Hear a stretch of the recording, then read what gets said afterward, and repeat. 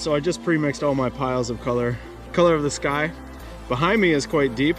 When I'm looking into the sun, which is what I'm painting, it's much lighter, but it is darker than the snow. So I had to create that contrast by mixing the sky color a little bit darker than the snow color.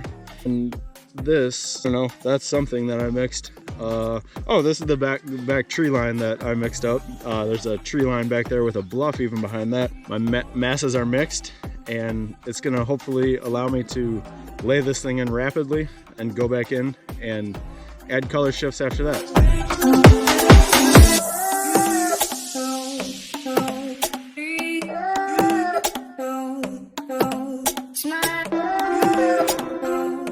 I've laid my masses in. I've painted everything that is a shadow shape with violet paint. I think it's...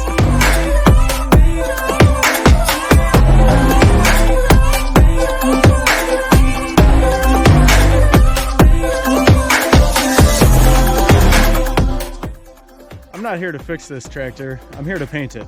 So all this kind of stuff, the engine and all that, I don't paint it accurately. Somebody who has knowledge of tractors might do that. I'm here to just grab onto the major shapes and paint that. Go.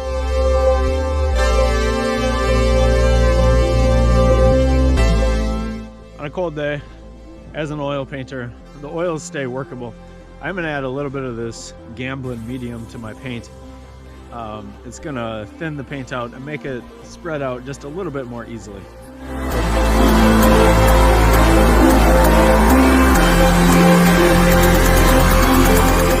Alright, this painting is laid in. I'm going to take a minute to look at it in reverse. I'm going to stand back about 10 feet, hold up a mirror, see anything that needs to be corrected, and then I'm going to move forward and I'm going to add color variations into all the different masses that I've already stated.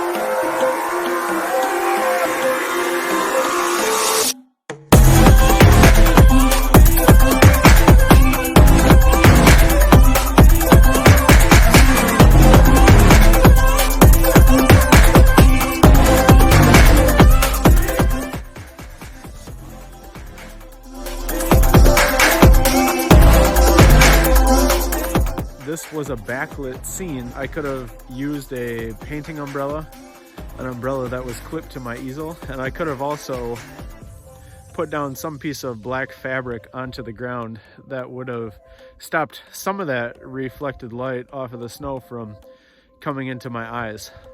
Let's get out of here and get home for lunch.